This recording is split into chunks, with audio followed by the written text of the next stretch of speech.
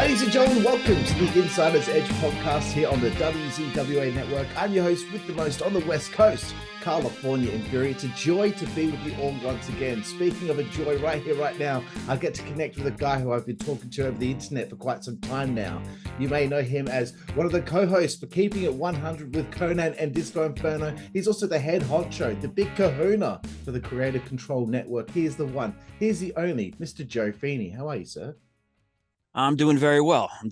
But I think Raven would be disappointed that you left the Raven effect out in that intro. You know, I also co-host the Raven effect. So, okay, it's a cult. I'd call it a cult favorite, you know. Right. It doesn't quite reach the audience that K100 does, but it has a good audience and has a loyal audience. So, but just wanted to bring that up because that shows it's a laugh. I'll put it that way. I don't know if you listen to it, but it's really silly and really funny. Yes, no, I have. He's a hoot, and my apologies to Raven. Either I'm sure he will not watch this at all. He might. You never know. You never know. I joke. First question, as per usual on the show, we're going all the way back to early days. How did you become a fan of professional wrestling? Well, I remember I was born in 1981, so around the time of the first Mania in like 85, I was a little young. I was like 3.5 or whatever. And but I found it just on Saturday mornings, I think. And what I remember watching first was the Hogan Andre Piper's Pit when Andre turned heel on him. Bobby Heenan was there, of course, Jesse Ventura. I remember seeing that and seeing him rip the cross off him and Hulk's chest was bleeding and all. And I don't know, that just, obviously that hooked me. And also around that time, I don't remember which was first or if it was the same show. It might have been the same show because it's the same time period, set up the same pay-per-view, which is WrestleMania 3, was Randy Savage smashing Steamboat with the ring bell off the top rope, and he had his neck across the barricade. And he came down and Steamboat's like, and he's acting like he can't breathe and he can't talk. And is he going to come back? Who knows? And all.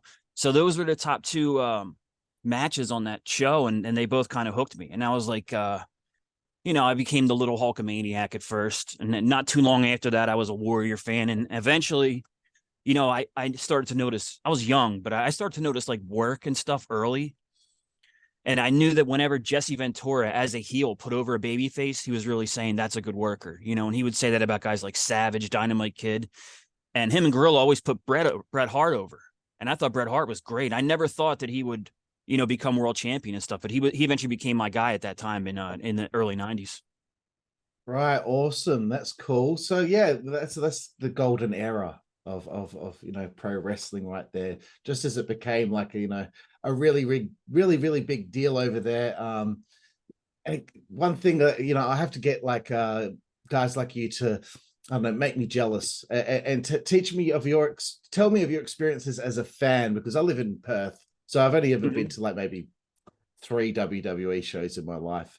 How have your experiences been as a fan, during those times as well, I remember first going to house shows probably in the early 90s. There was one I went to. I remember we won tickets at like a church fundraiser bingo or some shit. My dad and I, well, actually the priest won the tickets and I threw a tantrum. So my dad managed to get the tickets off the priest, so that worked out. That was the NWA though in Philly. So I've tried in vain to figure out which card it was because I can't really remember. I just remember that Paul Lee was managing the real Midnight Express or the original Midnight Express, whatever they called them, and they were feuding with Cornette's Midnight Express. It was probably like 89 or something. But I don't remember anything else on the card. I don't remember like if Flair main evented, if Sting was there. Like I have no memory of it. It's just too long ago. And then I remember doing some house shows in Philly with my parents. They would broadcast them on a cable channel called Prism, actually. So it was kind of like where when they were at Madison Square Garden, they'd play the shows on MSG. I don't know where else they did it in the country, but they did it in Philly. They would play the Spectrum house shows live on Prism. So I went to a few of those, and my fandom kind of tapered off. I always say you hear a lot of the same stories. Like when I had some conversation with Conrad Thompson. We're about the same age. And we found out like, I took a 3-year break. Oh, when'd you take a break? Well, I took it right after WrestleMania 9 because Hogan won the belt and I didn't like it. I'm like, yeah, me too. When'd you start watching again? When Hogan turned heel. Me too. So there's a lot of people that during that 93 to 96, if, they didn't stick around, they came back for Nitro and Hogan turning heel and ECW and stuff. But it's just a roundabout way to say, like, after I came back to watching it, I discovered ECW. I was mainly a WCW watcher around the NWO time because I was a kid, and to me it was like, well, WWE is only the WCW rejects now. All the stars are over here. But I discovered guys like Austin, Brett was back, and like I said, ECW was local to me. So from like 97 on, as soon as I could, I hit like every Nitro. I hit most of the Raws, and I went to the ECW arena. Not as much as I wish, but I went to the arena a few times, and that all went on until about 2000 or 2001. So it was good for me to be a fan because I had a lot of product I could see. And then there was your indie shows, and the NWA was the independent version of the NWA was across the bridge in Cherry Hill, and just cool shit like that. So there was always a lot to go see and all that. And I certainly got my fill when I was a teenager. That's cool, man. I'm very jealous, because I've seen maybe, mid 2000s, WWE came over to Australia. But I did have a ticket to see WCW here in Perth, but they cancelled the show when they did the Australian tour in 2000. So that did you ever go see the World Wrestling All Stars when they were there? Actually, I don't know why, but I didn't. I don't know why. I think it's because my mum didn't earn a lot of money at that time, so I always felt bad asking her to fork out money for things. Yeah, but yeah. I did see the Superstars of Wrestling, which had the Road Rodman? Warriors against Rodman was supposed to be on that show, but he didn't make the Perth show, which is fine. Yeah. But I got to see the Road Warriors against Public Enemy in a tables match, and I think it was Barbarian and Kurt Hennig in the main event. So wow, yeah, that was my first experience seeing a wrestling show in person. So that was my. Now I'll flip the switch on you. Now I'm conducting an interview here. What's up with the indies and stuff around you? You got anything like that you can go to? Yeah, I've been to quite a few of them over the years. But we used to have 4 different wrestling companies in our city, but now I think it's down to 2. One kind of bought out another one, and there's a third one, but it doesn't really count. It's really shit. But yeah, I must have seen maybe 30, 40 shows over the last, I don't know, 20 years or so. But that's it's fun for a while, but then I don't know, I get a little bit over it sometimes. Sure. Yeah, they're great. They're great. The local company here, EPW. What were they called? TM61 or whatever in NXT. Shane Thorne and okay, yeah. I think he was in the the Retribution stable as well. Yeah, a bunch of those guys did make it over there. But yeah. Yeah, so yeah, it's good. But are you going to go to the Starcast thing that the Conrad's going to bring over? I've heard about it. I still don't know all the information, but if I don't think they've really shared that much yet. Yeah, but it's linked up with that. Is it Oceania Pro Wrestling or something like that? I think. Yeah, something over East. Yeah, so cool. I'm hopeful to fly over for it, and I'm also hopeful that maybe I might be able to, I don't know, be involved in some way. So sure. They're always looking for volunteers and people to help, and that's a good way to get your foot in the door too. Absolutely. So we're hopeful that we can be a part of it in some way. I mean, some of the guys from our YouTube channel. So speaking of getting your foot in the door, though, okay, you've been a fan all these years. You dip out for 3 years, you dip back in when it gets hot again. When did you first see or hear of a wrestling podcast, and what made you decide to do it, and how did you navigate your way in? I think the first one was probably Cabana. And it was like for the longest time, I was like, I was just cheap. Let's put it that way. I was an anti-technology, but I was like, I would have like a flip phone or a bullshit. Like I didn't have the ability to play the podcast is what I mean. So when I finally upgraded, and I upgraded to an iPhone back in like 2011, and I've been using them ever since because now I'm addicted to them. But yeah, that was one of the first things I wanted to do was, I want to find the podcast, So I had Colt, I had MLW, and around the same time, Jericho was starting and Austin. And that's before it was like really overrun, where now it's like Nash, Dutch, Cornette's been around, of course. And then like everybody's got one. So I'm sure it's hard to make time for everybody. But my guys back then was Colt for sure. And especially MLW radio, which had Konnan, and it was Court Bauer, Konnan, and MSL. They did a great show. It was very, very no holds barred at that time.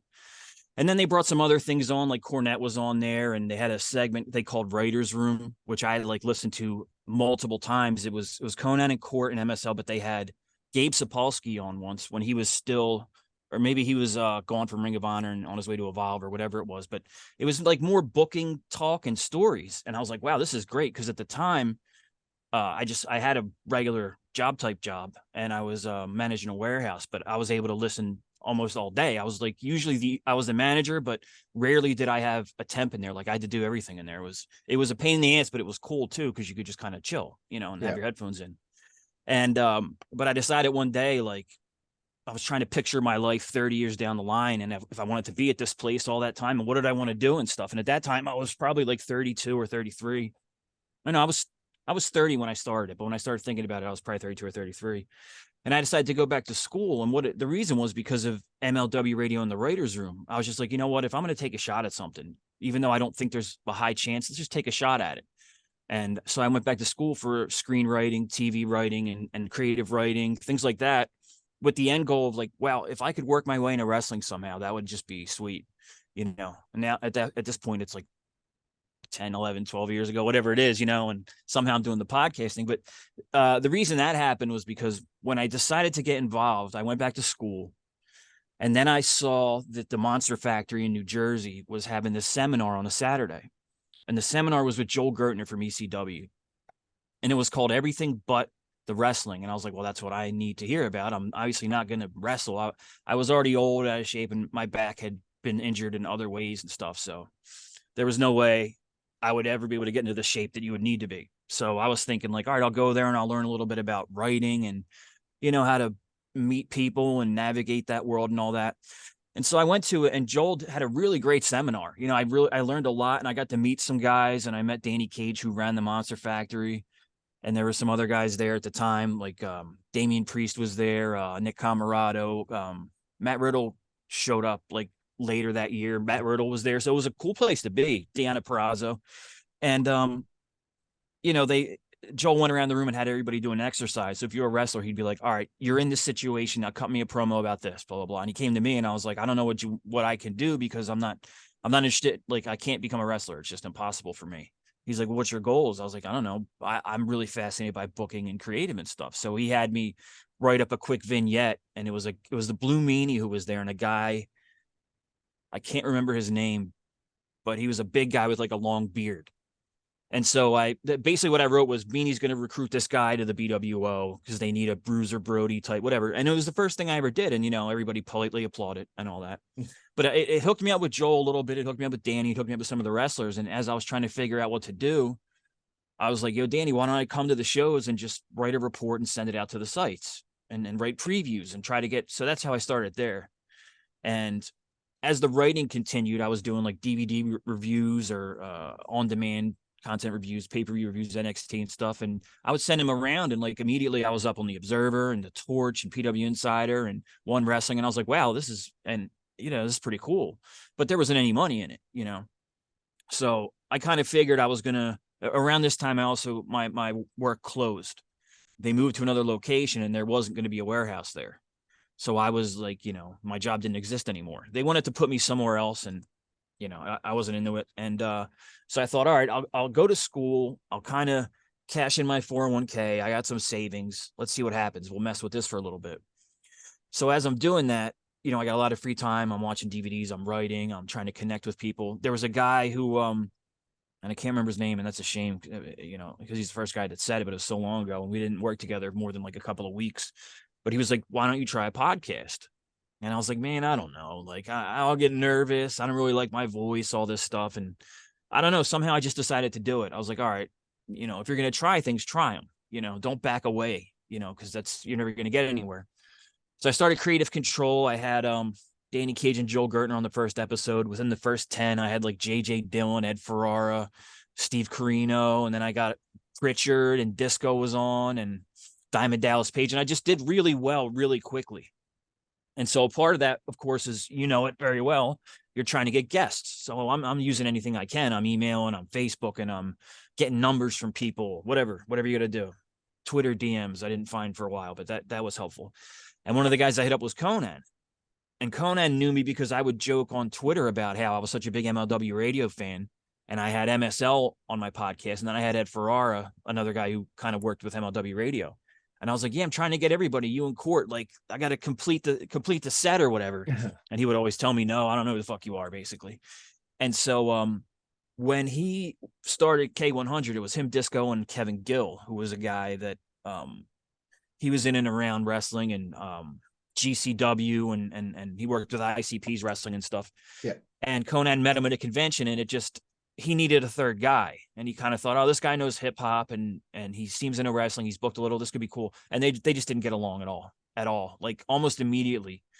And I know, like in the version of the show I'm on, obviously I get my balls busted, and that's fine. That's part of it. But KG was like, it wasn't for fun. Those guys really didn't like each other. Right. So what happened was Konnan knew me from my show, which was called Creative Control at the time. And I sent him a few samples of this and that. And he's like, listen, I need to replace my producer.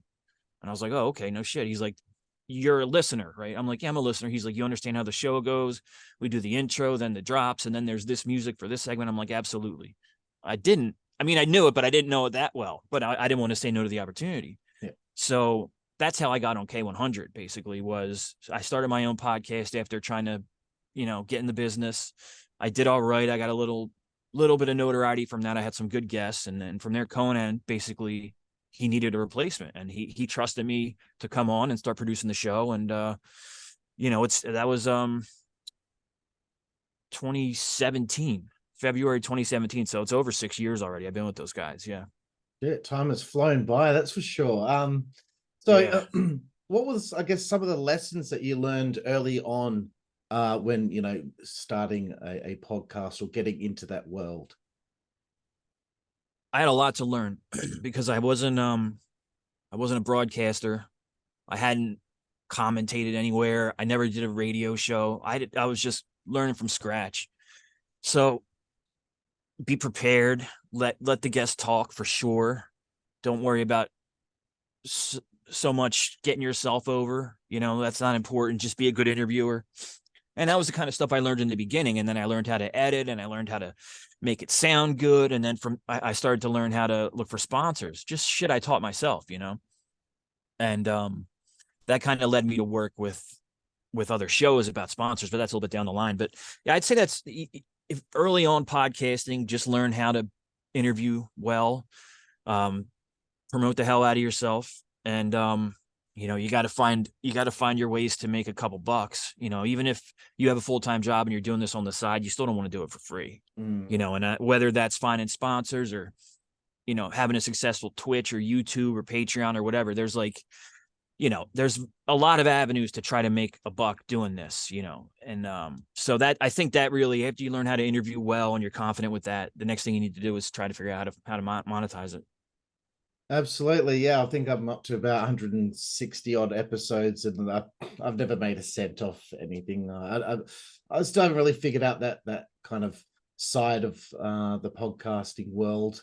I find oftentimes I'm spending money to pay for guests because. Right. But that's not a problem, dude, because you know what? I started in like September 2014, and I didn't make a buck till like February of 2017. Was when Konnan started paying me. But my first sponsors I got at the end of the summer. So it was like three years and change. Because kind of like you, I wasn't focused on that part yet. Guests were more important to me, and sending my name around and all this. And so another thing I would do is, and this might, I don't know who it would be relatable to, but it's just something that I tried, was around the time since I was trying to get back into writing. And the writing classes I took obviously weren't like, hey, book raw. It'd be like, write this kind of story, do this, write a short script. So I learned of a guy that I knew through a mutual connection. This guy, Box Brown, he wrote an Andre the Giant comic book, and he's a comic artist. And he said, look, I know this guy that's putting together a collection of wrestling art and stories and all this. Why don't you write something? So I wrote a quick short story. I still hang my hat on it, but the reality is it's fucking like 3-page. Can I curse on here? Sorry if not. Of course. I think it's like 3 or 4 pages. It's not anything. It's just, it was something to say, oh, wow, look at that. I got published. And then you can show that to people and they'll think, oh, he's making moves. He's doing things. So when I got copies of the book, I got a shitload. And I would send them to people. I sent one to Raven. I sent one to Konnan and Disco. I sent one to Meltzer. I sent one to Ed Ferrara, Vince Russo, just anybody I thought was in that creative side of things. I'm like, well, maybe if they read this and they like it, they'll think of me at some point. And, that's kind of, that's how things wound up starting with Raven too. And Russo was a guest, so anybody that I felt like I wanted to get an in with, I would send them a shirt and a book, that way they get it. If they don't ever wear it or they don't ever read it, that's fine, but they got it. And now you're in their mind at least a little bit, Right, cool. That's interesting to hear about. And another thing I like to ask when I have other podcasters on the show or other people that conduct interviews, when you have difficulties with guests, and when I say that, I mean, how do you try to make that connection with them if it appears that they aren't showing a lot of interest early on into the interview? You got to mix up what you were going to do. Like if you have a list of questions in a row and they're not working and it seems like, ah, shit, this is bombing, just ask something off the top of your head. Or when you prepare for the interview, like say you were interviewing Stevie Ray from Harlem Heat, right? And you're asking him about Steiner Brothers matches and he's like, oh Christ, like he's answered it a million times. Well, if you looked into Stevie Ray, you'd find out, wow, this guy's majorly into boxing. So just, you know what I mean? Like maybe you'd be like, oh, you know what do you think about this fight coming up? Just to try to engage him. And that's what I would think. Like if I never had Jericho on, but if I did, I would kind of gear it towards music and comedy and movies and just other stuff other than wrestling to get him engaged. I had an interview with Russo like that once where we didn't talk much wrestling. We were talking about his writing style and what inspired him. And then we were talking about favorite Howard Stern guests, and it was just different. And when we'll get to it. Like that's how I went up on the Raven effect with Raven, is I finally got Raven to do creative control. And I was doing K100 for a couple of years at this point. Jeez. Well, yeah, a couple. And so I finally got Raven on, and I really wanted to make sure that I didn't do what you're saying, get him disinterested, because I'd been waiting for a while. He's one of the main guys I wanted on, and I just wanted to leave a good impression. So really, again, we didn't talk much wrestling. We went into different things, a little bit about what inspired his gimmick, but then I would ask about concerts. I would ask what he's watching on TV shows, different things, And what happened after that was he called me like the next day, and he was like, look, I just moved the Raven effect from Jericho Network to MLW. And they put me with this guy, Rich, who was a WWE announcer, and we don't really know each other. And I haven't been too crazy about it the first couple of weeks. And I'm thinking about maybe even stopping the show. But you and I had a really good rapport.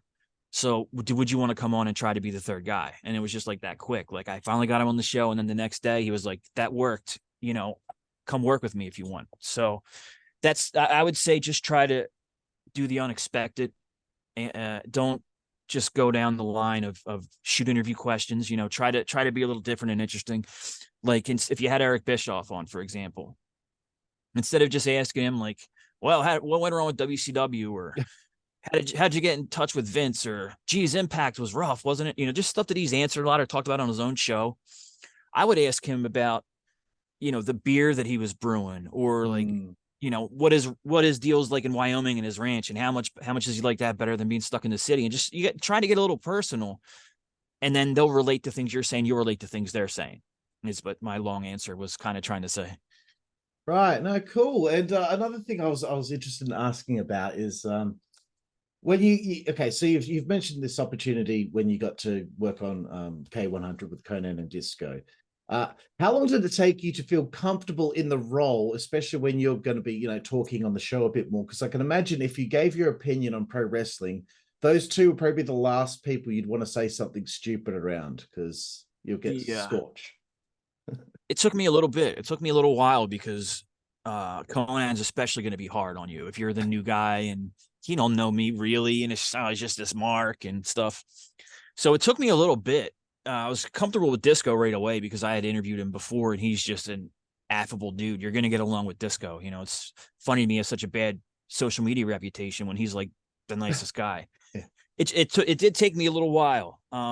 Because I was thrown into the spot, because really when I came in, KG was still the third co-host and I was producing. So I was kind of just the guy recording and maybe chiming in when they asked me to, or connecting guests, stuff like that. So KG just quit one week without notice. He didn't tell anyone. He just started no-showing. And Konnan's like, all right, Joe, you're the third guy. It's like, oh shit, I got to learn this, maybe like, honestly, maybe it was like a year and a half after that shift happened. It was tough. I mean, and now I think it's obviously all been worth it because I think the rapport on the show is great now. But it was hard at first. And actually, someone asked the mailbag question about that last week, and about why I talk more on Raven's show and I feel more comfortable there and stuff. And I was like, because first off, people are listening for Konnan and Disco. And second off, like, I kind of came into the mix with these two guys that have 25 years of a rapport already established, and I don't want to step on it, especially when people are listening to hear their back and forth, but so getting into the mix with them, it took a little while. I don't think it was bad. It's just that I wouldn't interject then as much as I do now. I'm way comfortable now. I've been way comfortable for at least 3 years or so. So probably like the first couple I felt iffy, and then after that, it's been all good. Right, cool. And I wanted to touch on something that you'd mentioned is the hatred that seems to be thrown Disco's way on social media. How do you feel about that? Because, like, honestly, every time he says something, I agree with him most of the time, if not all the time. Why do you think they're so harsh on him? It's really over the top. Well, when it comes to his wrestling opinions, people are going to be harsh. What do you know? You were a dancing idiot and you were a jobber. They always say jobber, which the guy was on Nitro and Thunder like every week. He held championships. He was in angles. Like he's very underestimated. I don't just say that because I do the show with him. I've told him that off the air, on the air, whatever, that when you go back and watch Nitros and Thunders, like Disco could work. Is he going to do a 450? No, but he's going to sell his ass off. He's going to get the crowd engaged. And I think he was very, very good. He was very good. And he could go in there with Jericho or Saturn or Ray or even the big show. You know what I mean? Like he could work with anybody. I think it's sad that he's underrated like that. But I think people are critical of his wrestling opinions because they see him like that. Oh, you were the late 90s jobber and you're over the hill. You're trying to be relevant just because he might not like something that AEW did or whatever. That's one side. The other side of the coin is when Disco likes to get into political stuff and pop culture and the way the social fabric is now and all that. And he's not afraid to say what he thinks. And that bothers people too, because right now you're supposed to, if you don't agree with something, you're supposed to shut up, right? Like I have opinions I don't express publicly anymore because I don't want to deal with it, And I learned that early on in my podcasting. I got into an argument with somebody on Twitter, and I think it was, I don't even want to say what it was. It was something religious, right? And I realized like people are going to have a bad opinion of you. They're going to think that you're the anti this and anti that, and you're not. You're having a conversation, but it looks bad. So from then on, like I don't comment, if at all, on political stuff or anything anymore. I just don't do it. Every now and then I might back up Disco on Twitter, but nothing. And I've even taken down old posts and stuff where I'm like, I don't think that's, it's nothing bad, but it's just like, I don't want to hear it, I don't want to hear about it. Plus, when I was leaving the year before I left my job, I was out with double hernia. So I had the whole summer off. And that summer, I was just like, I think I'll get back into the news. So I was watching Fox News for a whole summer. So you can imagine how some of my Facebook posts were back then. And I was like, nah, I don't want people finding this. It's just, bad look. So I think he's got problems because his wrestling opinions are contrarian and his political opinions are contrarian too. Yeah, and one thing I'll give him credit for is he's got very thick skin. He seems to just laugh it off every time. So if it were me, some of the things I've seen say to him, it probably upset me. Some of that stuff to me, but I try not to let it get like I don't even really take that much shit anymore. It seems like anyone who's a regular listener of K100 or the Raven Effect, like they kind of know what I'm going to do now, my style, where I'm going to slip in quips and whatever bullshit. But I establish a rapport with the audience. I think I've used that word like 4 times, so I'm sorry about that. But okay. Like with K100, they have the Discord, and I'm friendly with everybody in there, and anyone who tweets me that are Raven Effect listeners, I'm friendly with them. It's just important to me to have that relationship with the audience. So there's not that many people now that would come out against me or bury me because it's been a while. Excuse me. And they kind of know me by now. So I see it a lot on YouTube. The YouTube's wild because it's like people will be like, who's this third Mark? I'm like, I've been on the show for 6.5 years. Like, what? I'm like, thanks for coming, but you know, what the hell, you know? So there's some of that now. And I think there's some trolls in there that I think it started after Billy left. Like out of nowhere, there's like a handful of people coming after me and stuff. And I'm like, I see what's going on here. They're either Billy fans or friends or whatever. And that's cool. I didn't have anything to do with it. So Yes, no, I've noticed that the YouTube comments on your channel just like there's one guy, I'm positive he comments something hateful on every single video that you guys put out. And I'm like, the what are you level of doing here? hate, like, and I go back like 3 years into your videos and he's commenting back then hate and every single thing from then. And I'm like, man, Yeah. like to put that much effort in after all these years, weird. Like I'll see one comment and it'll be like, Joe sucks, get rid of him, or what, his voice is stupid, whatever it is. And I'll click on the guy's name and you can see his last 3 comments or whatever. And it's Joe's gay. I'm like, this is clearly a troll. Like he only shows up to comment that he doesn't like me. Like, God, that's not a real listener, you know? No, exactly. But thanks for the view anyway. Yeah, that's what I pretty much say. Thanks for checking it out. Like that's all I do. I learned that from Conrad, you know? Right, cool. Okay, I'm excited for this one here. Getting back into talk about the podcasting world. Do you have any pet peeves that other podcasters or interviewers do? Yeah, I used to say this to the guys on Get My Go and stuff. I hate the segment of podcasters or social media people on Twitter or whatever. And it's like every comment of theirs basically means everybody's stupid and everything sucks. No matter what it is, you're stupid for liking that. That sucks. This sucks. It all sucks. The whole Raw was 3 hours. It sucked.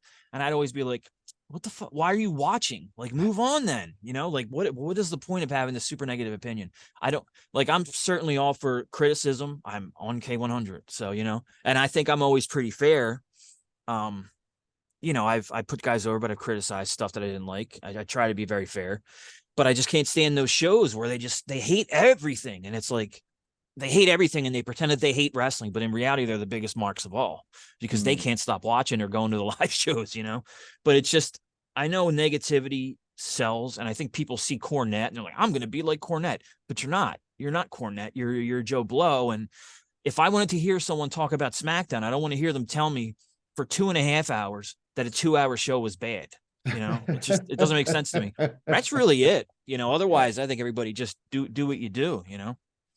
Yeah, no, fair enough. I just, I mean, I've got a lot of pet peeves that I have with, you know, if you're excited to check out this interview with somebody and the guy who's conducted the interview doesn't have the knowledge and didn't do the research beforehand, and it makes me cringe because you see someone like a Vince Russo, you can see the look in his face, like as the guy's asking the question, clearly he doesn't know what he's talking about.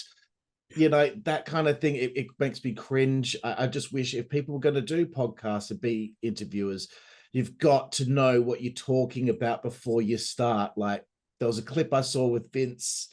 He was with some other guy who was hosting a show and the guy didn't know what month SmackDown in, I think 1999 had their pilot The episode. first show. Yeah. September 99, isn't it? I think it drove me insane. I believe it was April. August or September, wasn't it? I believe it was April. They did one. Oh, okay. The pilot. Yeah. And the guy didn't know. And I'm like, but this is the topic you're talking about right now. How did you not look this up beforehand, bro? Yeah. Like, I know I probably didn't mean anything bad by it, but for me, I'm like, you're in this position on using, you know, on this website for this company, and you're interviewing this big name in wrestling. You've got to know everything before you get them on the show. That's just me.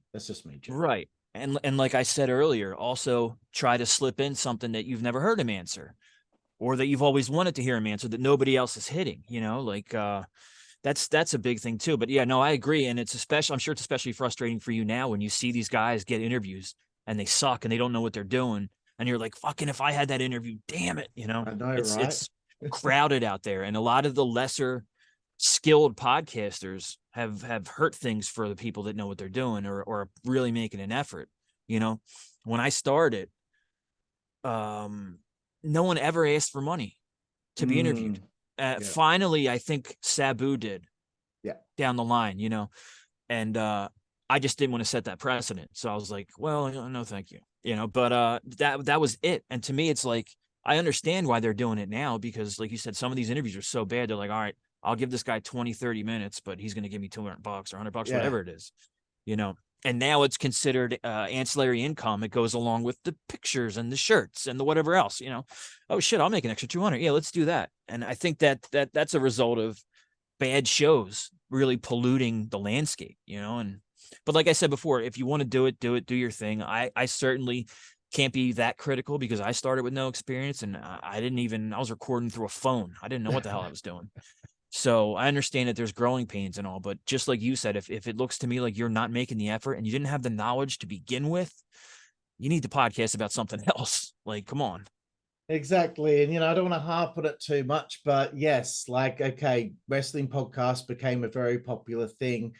Every time something becomes popular, what happens? That market gets oversaturated with, like, here's a good example. In my city, during like the kind of like pandemic era of life, one thing that became really big were like tribute bands, and like a Nirvana tribute band or a Pearl Jam tribute band, because there were no touring bands coming to Australia. So if you want to get your fix, this became a big thing. Like, these bands that were being formed with very professional musicians were making just sellout shows at all these venues across my city.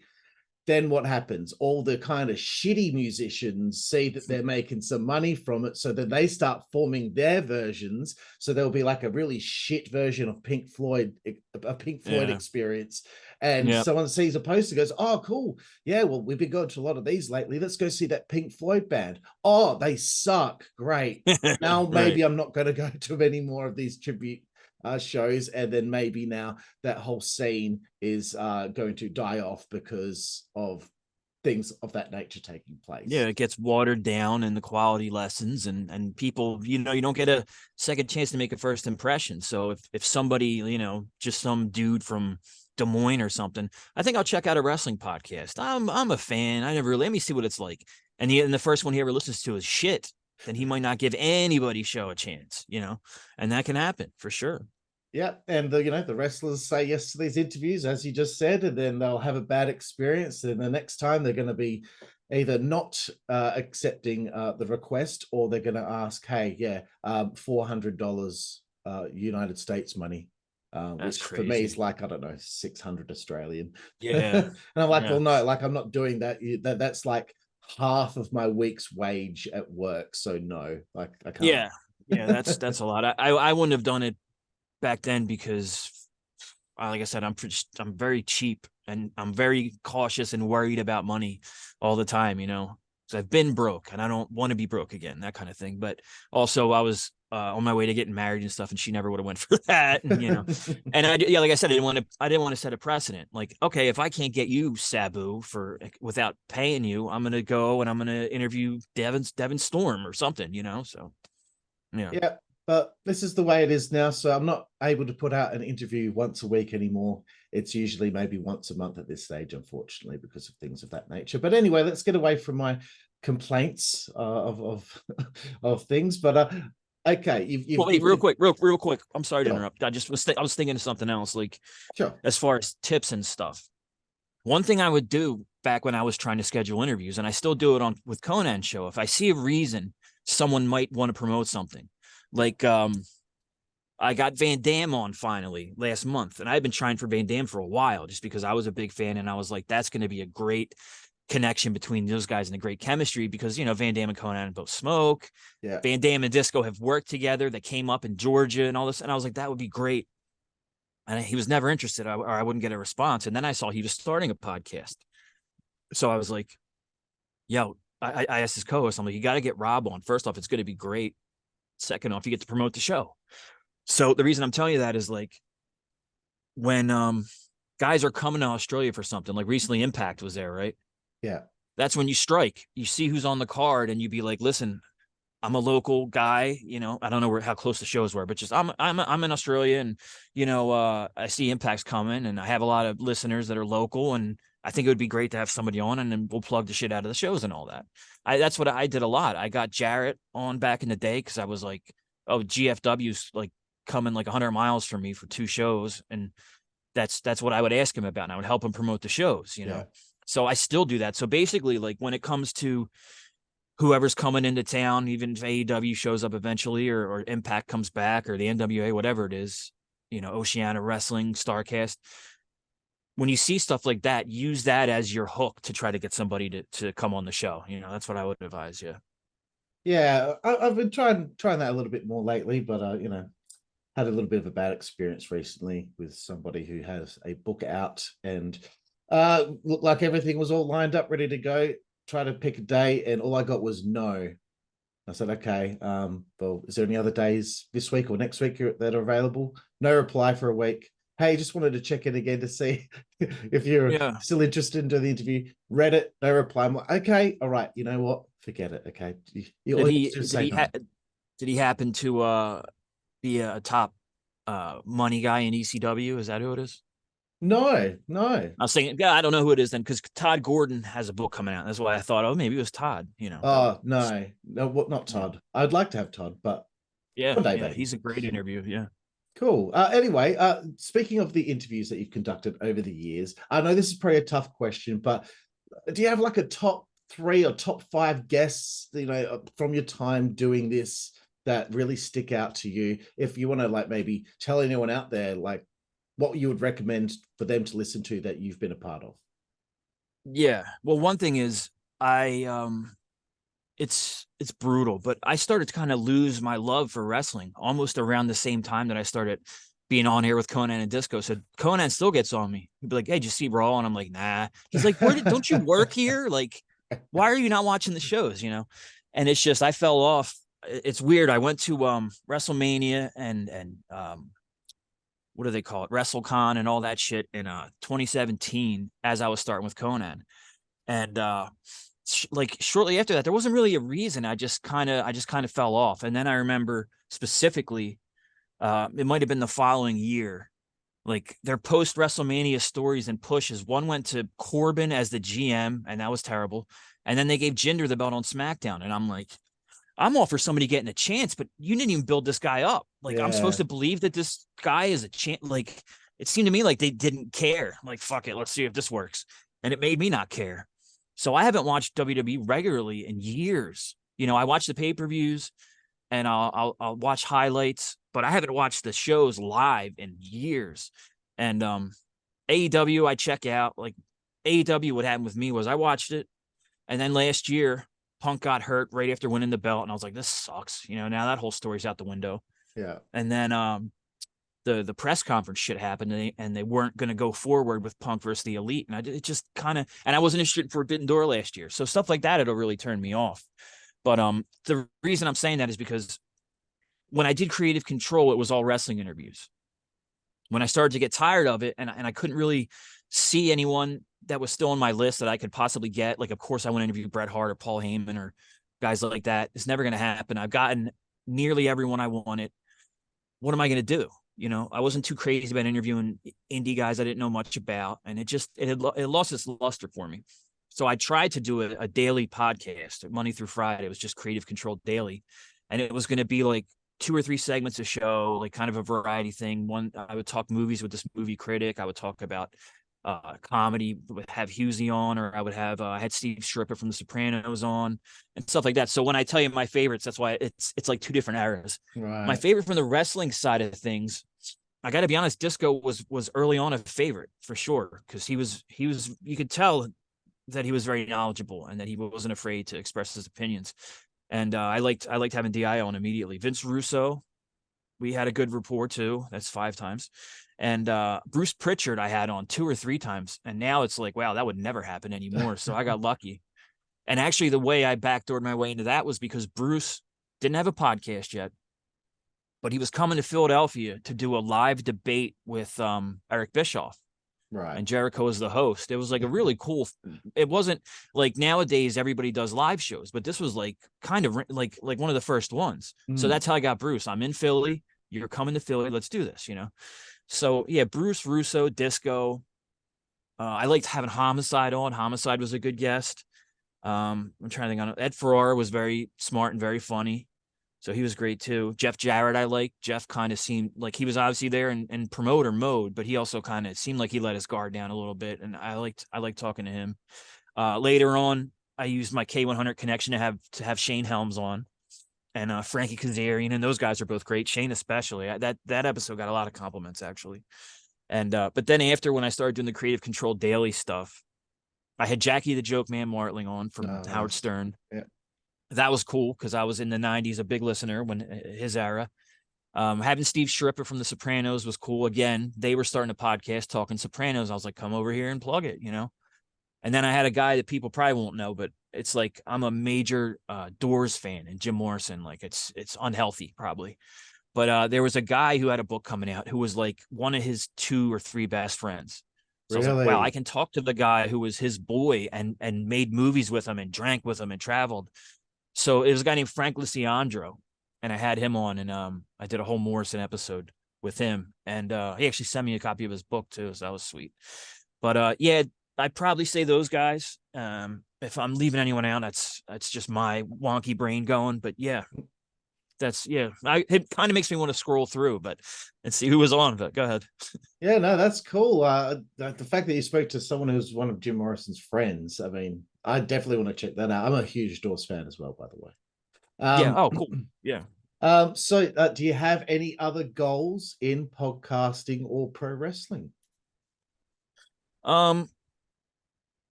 Yeah, I mean, it would sound silly to say that I don't. I don't know exactly what they are though. Like with podcasting, I'm perfectly content right now with doing what I'm doing. And for a while I was doing, K100, which is it's a lot of work because we usually record 8 hours a week or more. And I edit that so meticulously that means I'm going to listen to everything again. So then you add your 8 hours to that. And when I'm not doing that, I'm looking for sponsors, or I'm plugging on social media, or I'm just answering people in the Discord or Twitter. Like there's a lot that goes into it. It's just a lot of stuff. Raven Show, I don't have to do anything except show up and be stupid, so that's kind of fun.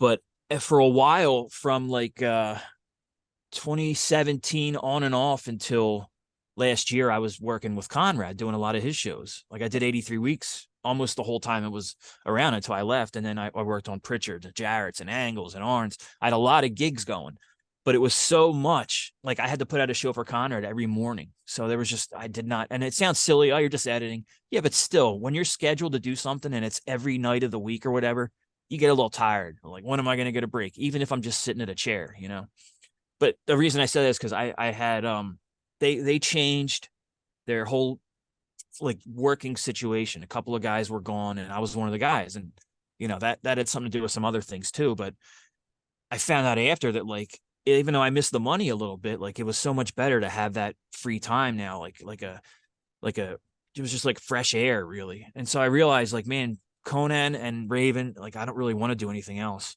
There's been talks about maybe another show I was going to put together with 2 other wrestlers, but that's just talks for right now. Goals, just to see K100 continue to grow and try to help the Raven Show grow a little bit and just keep doing what I'm doing. Really. I mean, I'm pretty content right now with the way things are going in wrestling. I mean, it's tough to say because I'm going to be 42. Wait, how freaking old am I? Yeah, I'll be 42 in October. So I'm a little long in the tooth to be jumping in, as a writer. These companies want, if WWE especially, they're going to want someone that's like 30 and has 10 years on a sitcom or whatever it is. So, I mean, of course I would enjoy if I was able to go somewhere and sit in a room and contribute creatively, or with booking, or maybe even helping shape someone's new character. Like, I'd love to do stuff like that.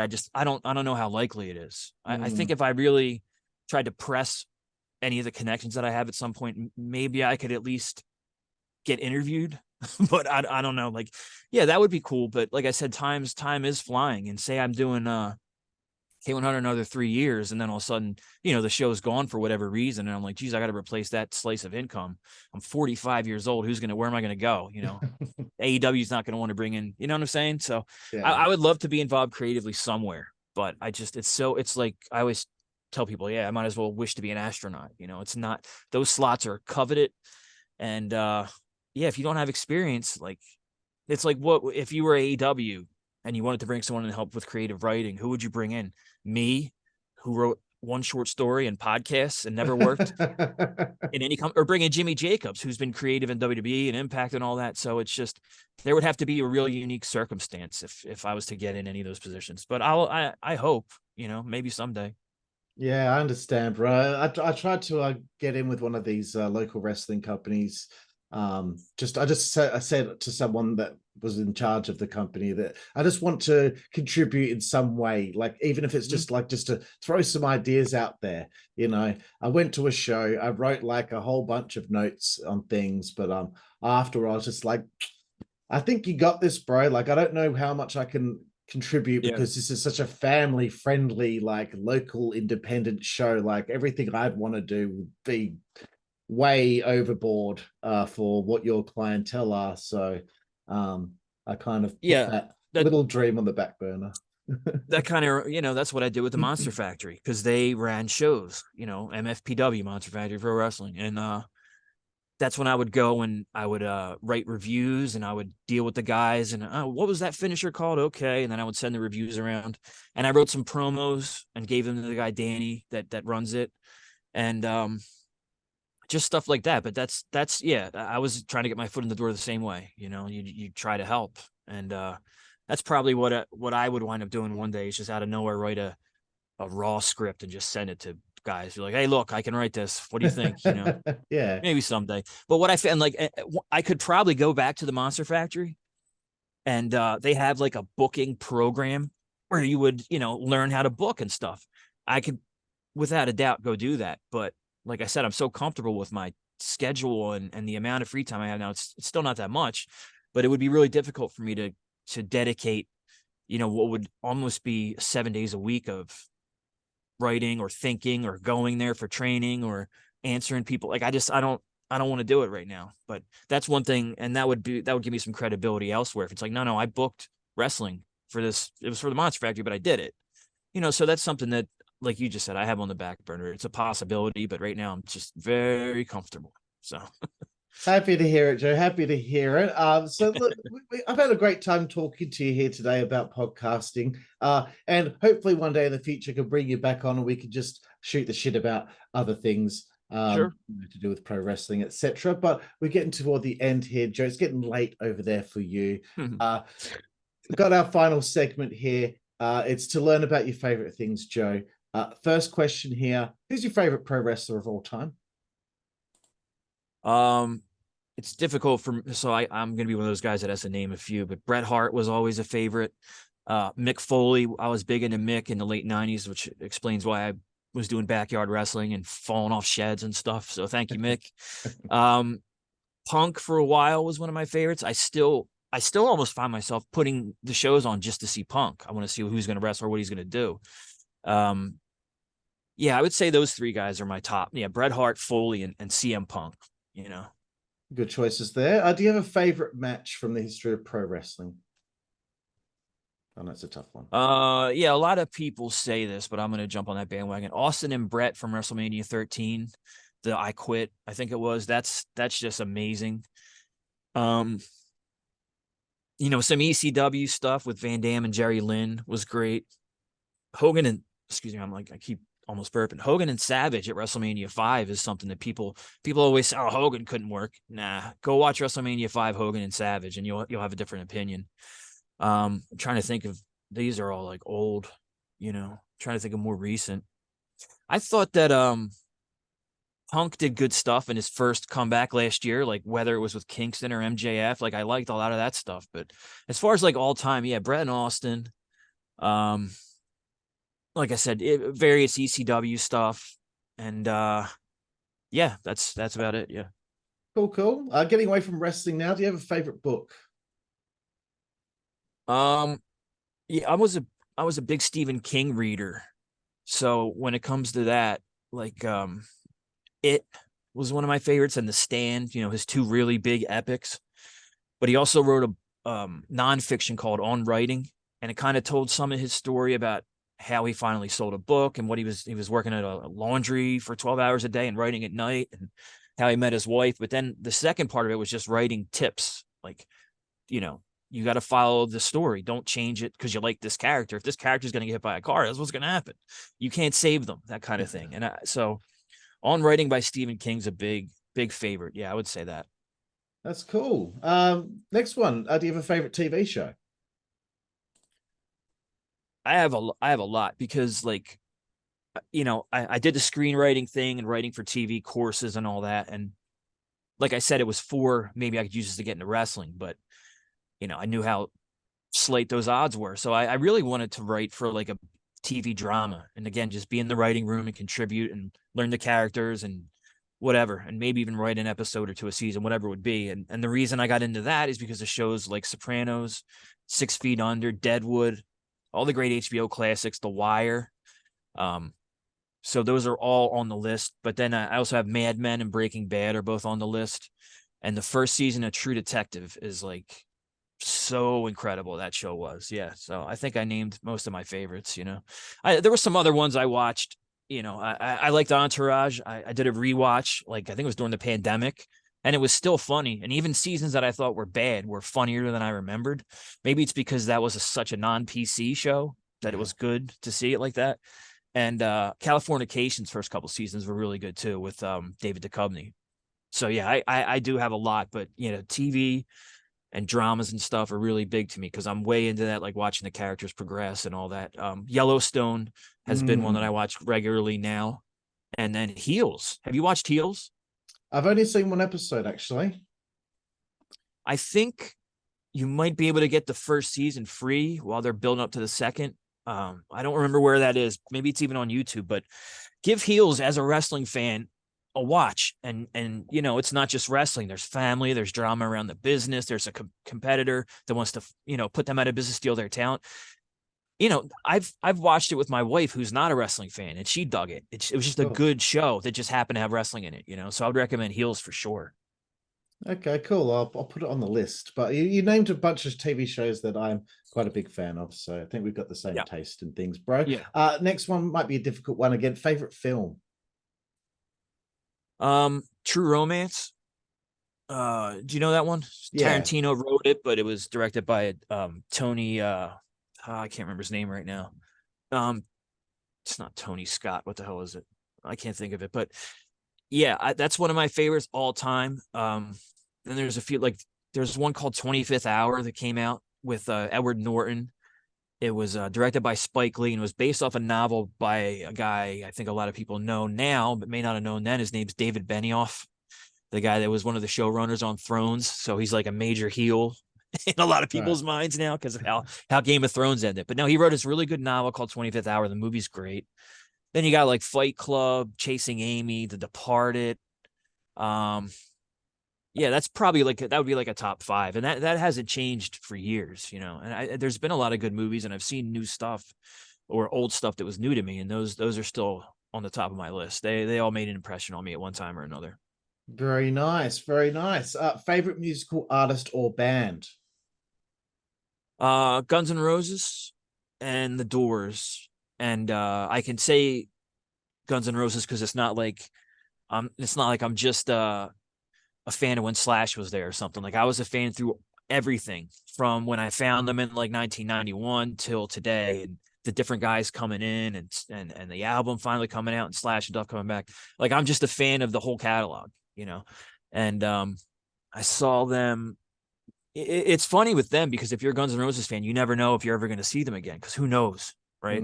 So I remember when they first came around back in 2011 and it was without Slash. Like I saw like 3 shows in 10 days or something. Plus, because there was no Slash, the tickets were cheaper, which was cool. and since then, I've seen them a lot of times. Since they got Slash and Duff back, I've seen them 4 maybe, and I'm going to go again next month to 2 of them, I think. So Guns N' Roses, huge for me. Like that's the kind of thing where, if you died tomorrow, your friends would hear Welcome to the Jungle and November Rain and immediately think of you, But the Doors and Jim Morrison are another one. That was like I found him in when I was a teenager, rebellious type phase, and that's what Morrison was pretty much. He's the perfect idol for a rebellious teenager, even though it can lead to some bad behavior. But yeah, the Doors were great. And then but still I'm a big Zeppelin and Rolling Stones fan. I like a lot of Pearl Jam. On the other side of things, I'm a big Tupac fan. I was a huge fan of Eminem early on, and all the early 90s to mid 90s death row rap and Wu-Tang and all that. So that's all the kind of stuff I listened to throughout my life. But like favorites, it's Guns N' Roses is like 1A and the Doors is like a little bit under. Right. Again, you're naming pretty much all my favorite bands there, bro. So Ah, excellent stuff. excellent. Okay, getting away from the Did arts you now. did you see Yes, Guns ever? Did you I've see Guns N' seen Roses ever? I saw Hired Guns and Roses Yeah, back in the day. But then I've seen them twice now with Slash and Duff. So because they um were just there, weren't they? Or yeah, maybe it was yeah. I had like VIP experience cool. tickets and Cool. um Yeah, I know. I mean, he's having his Axel's having his struggles, but he still put it. I remember I watched they did Rock in Rio last year, and it was my wife came down. She's like, "Oh, he's sounding rough here and there." I'm like, "Yeah, but watch. Like he's in it. He's working his ass off." So that's how I look at him now. He's had some struggles vocally, but I know I'll still have fun there. Guns N' Roses shows, it's like a great atmosphere because there's a lot of like casual fans, but there's also a hell of a lot of hardcores, and they're going to be singing along with the lesser known songs just like and it's just Guns N' Roses shows are a great atmosphere. So I'm looking forward to next month. yeah, awesome, bro. Yeah, I've also seen Duff McKagan's band Loaded and Oh, cool. Slash by himself. I've seen Adler's Appetite twice now, I think. Oh, cool. Um, Yeah.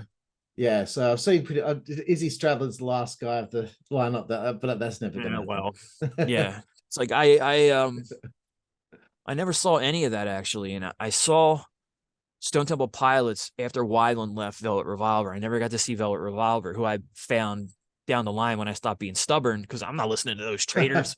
You know, they made a good first record, and I wish I kind of Yeah, would have seen, you know. I So agree. Yeah, yeah. So anyway, getting away from the arts now, bro.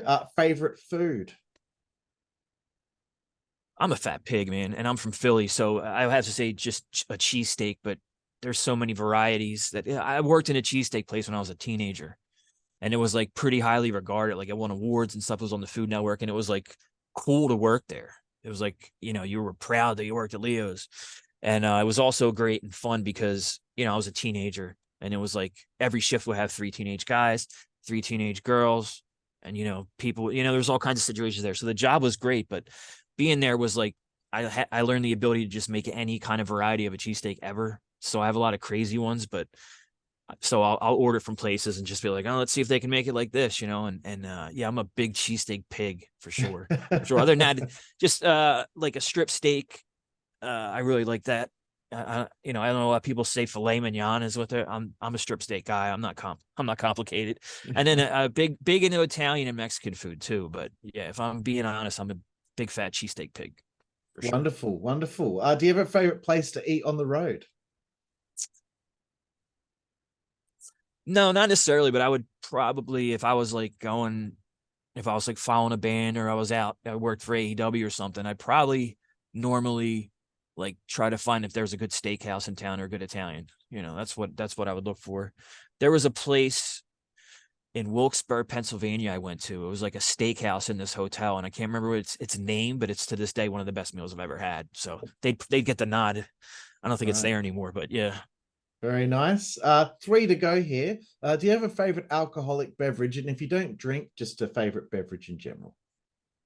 Yeah, I'm a big drunken pig too, so that's um I pussed out like in my early 20s and just started drinking light beer, which is probably much better for my figure, or it was, not so much anymore. So like Miller Lite, it used to be Bud Light.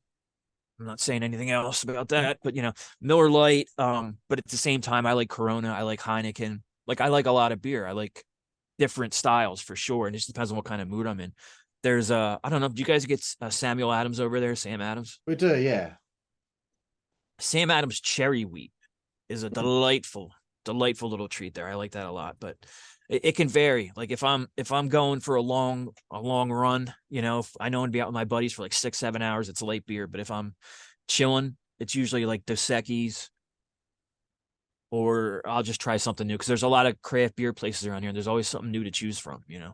So and then without that, um I like cherry vodka. Because I found out that I can drink clear when I try to drink the brown, like a little whiskey or something. it's not always going to lead to disaster, but sometimes it does. But when I do, I like Jameson and Tullamore Dew, Irish whiskeys, you know. That's Very pretty nice. much. Very, And then very I'll still have it like a tequila night every now and then too. Another thing I didn't drink for a long time, but you grow to like it. For any tequila drinkers out there, you like the whole process of it, the salt and the lime, and you know. So every now and then I'll have a nice Cuervo Silver time. Very nice, bro. Very nice. Second last one here. Favorite female body part or attribute? You see a good-looking lady, you know, what would Joe Feeney look at first? Well, I mean, I would say, oh, I'm an ass guy or whatever, which is accurate, but I could also be a breast man, and but really, it's like if she has a really smoking body, but her face isn't all that pretty, I can't do it. Like I'm not like it. I'm really all about a pretty face, yeah. And then from there, I work my way down. After that's probably like, oh, let's see if she got a nice ass, you know. So yeah. Very nice, bro. Now, Mr. Don Morocco is also an ass man, just so you know. The last one, had, Joe. You had Don Morocco on? I did have Don Morocco on, yes. Yeah, that's awesome. That's a good get. And the last one, Joe. Favorite curse word? Oh, fuck. I mean, the area I'm from, it's like people start sentences with the word fucking. It'll be like, yeah, what did you do last night? Fucking, I was at the bar and such. Nah, fucking my girlfriend wasn't into it. You know, like people will start. It's brutal. It's brutal. The foul language that goes on here in the Philly area. I'm sure the whole East Coast as well. Yeah. Wonderful, Joe. Well, that comes to the end of our segment of finding out about your favorite things. This has been a joy, Joe. So great to have the chance to connect with you. So once again, thank you so much for your time, bro. It really, you know, I appreciate it. I appreciate you for being there for me with advice and helping calm me down when I'm thinking about quitting my show because of all my struggles that have been going on. So I really appreciate, you know, how much of a friend you've been to me, my friend. Happy to do it. I'm always happy to answer questions or advise if I'm to be presumptuous, you know, and I just, because I know I started, like I said, I didn't know anything, you know, I was kind of self-taught for editing and sponsors and guests and just everything. I was how to broadcast, you know, so I don't have a problem at all, you know, talking to people about that. I get a lot of requests like that too. I don't answer them all. So you should, feel special today. But yeah, if you yeah, I'd be happy to come back. You know, you mentioned it before, and then I was gonna say too, I'll get with you by the weekend. Why don't you do the K100 intro this week too, if you want, and then you can plug your show on there. Okay, that sounds great, bro. Okay, cool. All right. Well, thank you very much, Joe. Really appreciate it. You got it, man. And thank all of you for joining us here, me and my friend Joe Feeney here on the Insider's Edge podcast. And we will see you down the road. Thank you.